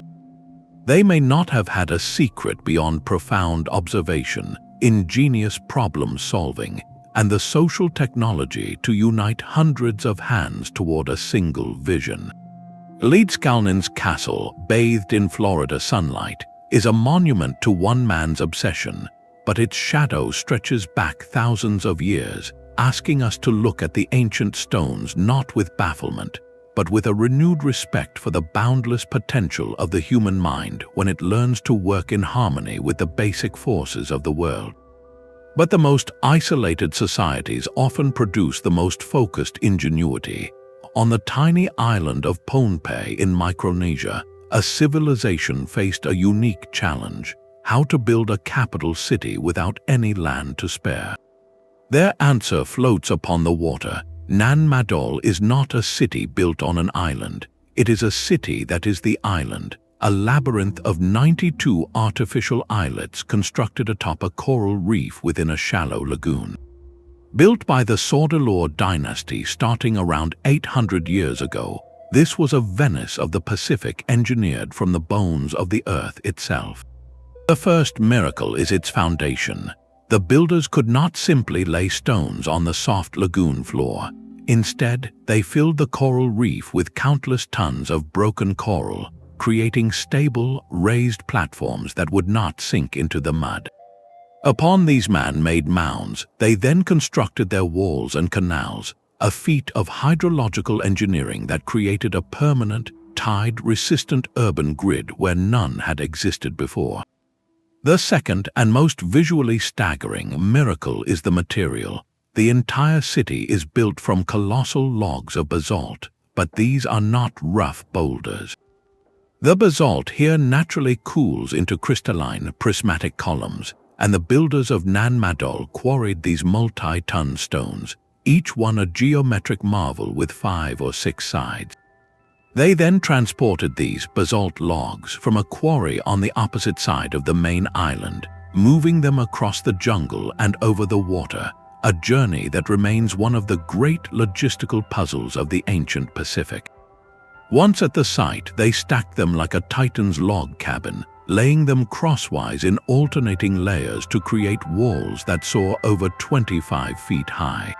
The precision is mesmerizing, each polygonal stone locked against its neighbor, creating structures of immense strength and a strange, geometric beauty. This technique, using naturally formed prismatic basalt, is a unique architectural signature found almost nowhere else on Earth. It represents a brilliant adaptation, a way to turn a challenging geological feature into a perfect prefabricated building block. The city itself was a complex ceremonial and administrative machine. Narrow canals functioned as watery streets, threading between the islets, each of which had a specialized purpose. There were areas for ceremonial feasting, for the preparation of ritual offerings, and for the dwelling of the elite. The central islet held a mortuary complex, a sacred space where the society's most important individuals were laid to rest.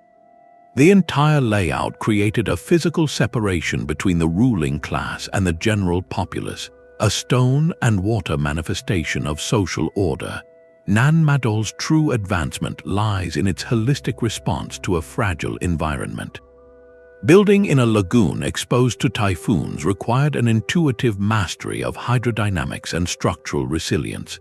The walls had to withstand constant tidal pressure and storm surges, and the canals had to be designed to manage water flow without silting up. This was not just architecture, it was environmental engineering on a grand scale, a testament to a society that learned to read the rhythms of the sea and the storms and build in harmony with them, not in defiance. The city stands as a powerful counterpoint to the monumental projects of continents.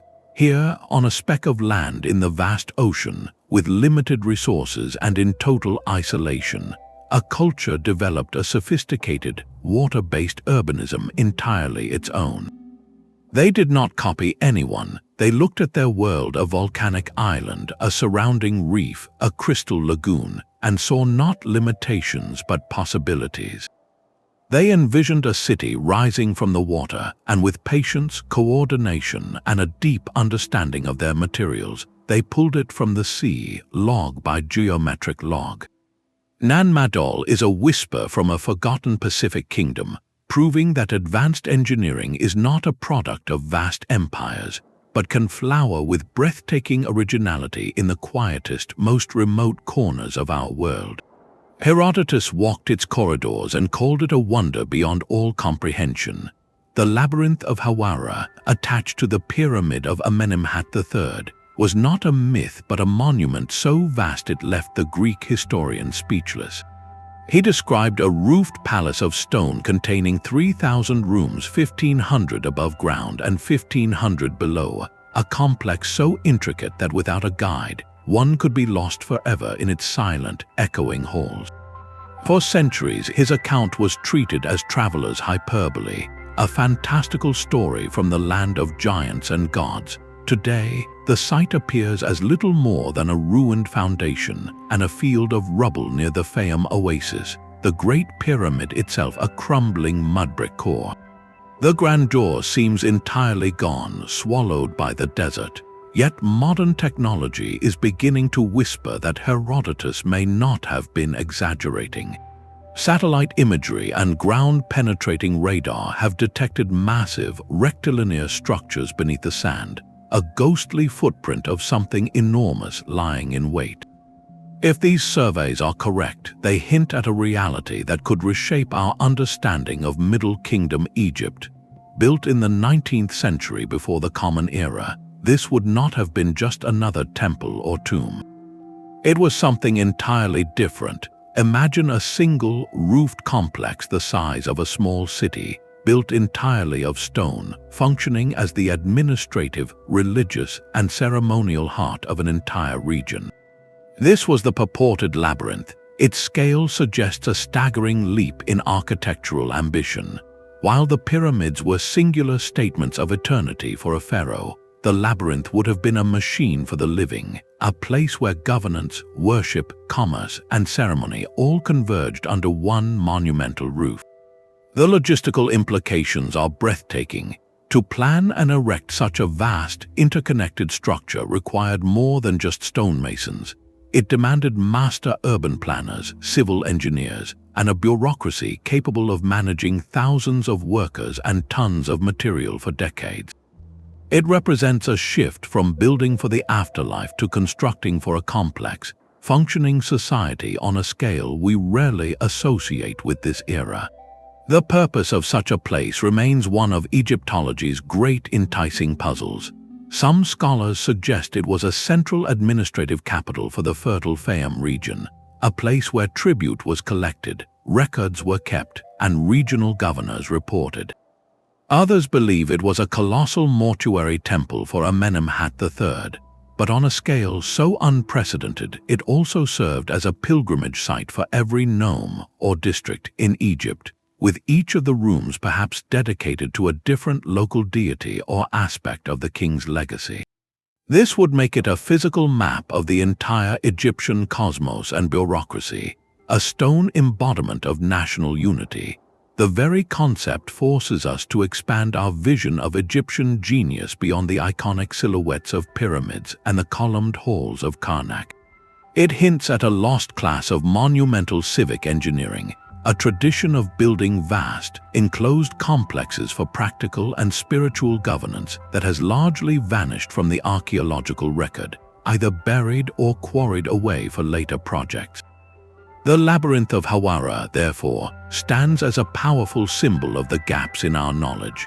It represents the tantalizing possibility that some of the most advanced structures of the ancient world are not missing, but merely waiting, hidden beneath the very ground we walk on. Its potential rediscovery would not just confirm our ancient traveler's tale. It would open a door to a forgotten dimension of pharaonic ambition, revealing an Egypt that could orchestrate not just monuments to death, but intricate, sprawling palaces for the intricate business of life, power, and eternity, all woven into one impossible, labyrinthine dream. These scattered stones across time and space begin to whisper a single, coherent story. When we step back and view these 25 structures not as isolated wonders, but as chapters in a global narrative, a profound pattern emerges. It is a story written in alignments to the sun and stars, in the silent language of geometry, and in the sheer, stubborn will to make something last. The first and perhaps most universal thread is the sky. From the solstice beam in Newgrange to the celestial alignments of Teotihuacan and the lunar tracking at Karnak, ancient builders were not just looking at the heavens, they were conversing with them. They used architecture as a permanent notebook, etching their observations of cosmic cycles into the very layout of their world. This was not merely practical astronomy for planting crops, though that was part of it. It was a deep, spiritual need to anchor human life to the grand, predictable rhythms of the universe, to find order in the cosmos and reflect it back in stone.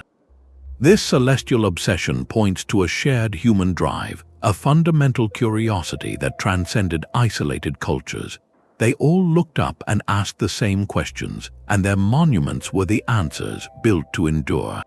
This cosmic connection was made possible by a second, hidden thread, a sophisticated, intuitive grasp of mathematics. We find no ancient textbooks on geometry or engineering manuals.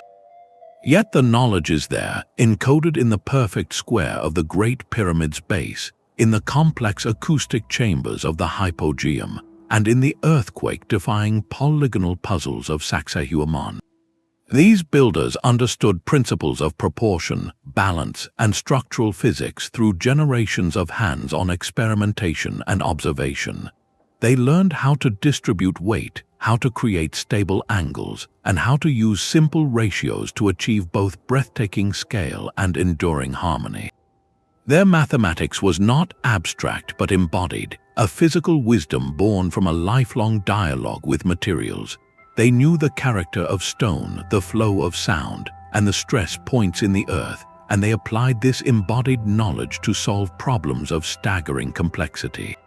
This suggests that advanced understanding does not always require written formulas. but can live in the practiced hands and observant eyes of a culture deeply attuned to its environment.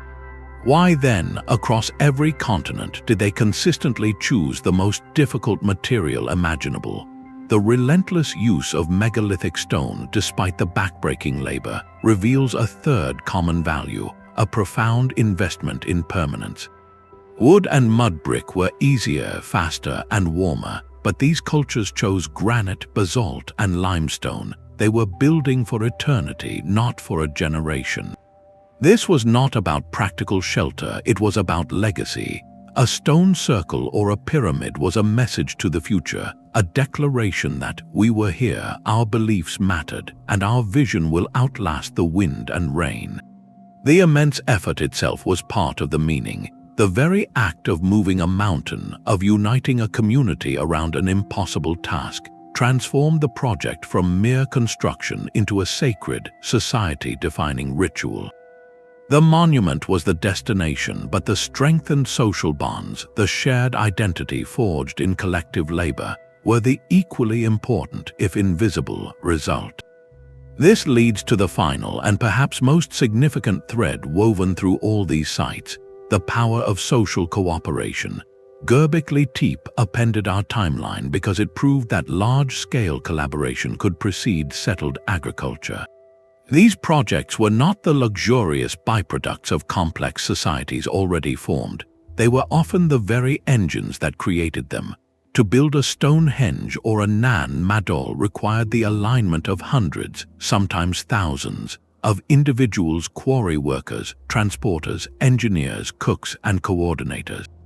This demanded new levels of organization, communication, and shared purpose.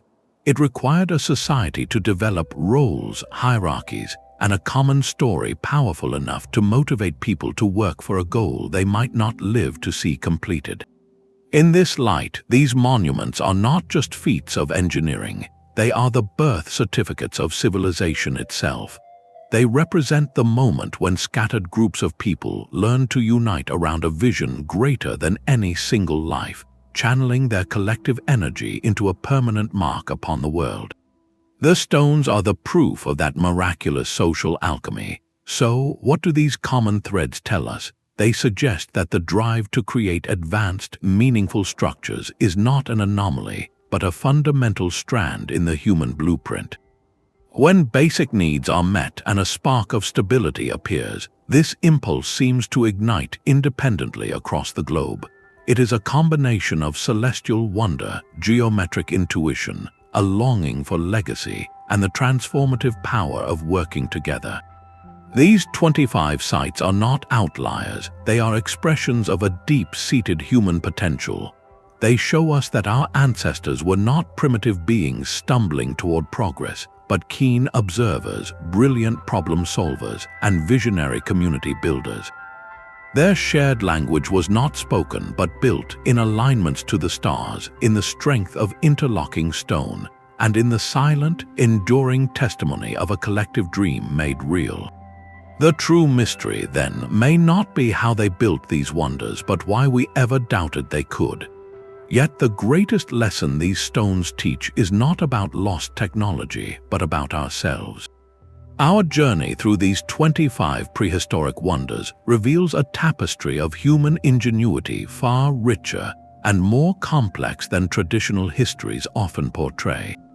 We have moved from the ancient ritual pillars of Göbekli Tepe to the intricate bronze gears of the Antikythera Mechanism, from the celestial tomb of Newgrange to the floating city of Nan Madol. Each structure is far more than a relic. They are active, silent challenges to our deepest assumptions, inviting us to finally see our ancestors not as primitive figures, but as peerless innovators, meticulous astronomers, and master engineers who spoke the language of the cosmos in stone and geometry. They compel us to rewrite a story that is too often simplified into a straight, upward line.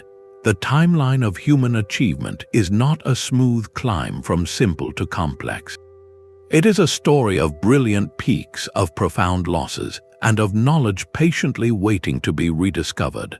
Cultures reached astonishing heights of understanding, only to have that wisdom fade, buried by time, environmental change, or social transformation. The Antikythera Mechanism alone stands as a stark monument to this truth, a level of mechanical sophistication that vanished for over a millennium, reminding us that progress is fragile and that genius can be forgotten. This cyclical nature of discovery and loss makes every new archaeological find a potential key to a forgotten room in the mansion of human potential. As we continue to uncover and study these sites with ever more advanced tools, we are not merely cataloging the past, we are actively expanding our understanding of what is possible. Every realigned laser scan, every ground-penetrating radar image, and every reinterpreted celestial alignment pushes the boundaries of our historical imagination. These structures ask us to be humble, to question the narratives we have inherited, and to remain open to the idea that our ancestors saw the world through a lens of interconnected wisdom that we are still learning to perceive. So what other secrets lie buried, waiting to shift our perspective once more?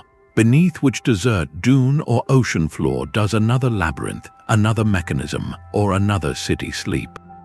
The search itself is now part of our shared story. We would love to hear which of these structures you find the most baffling or inspiring.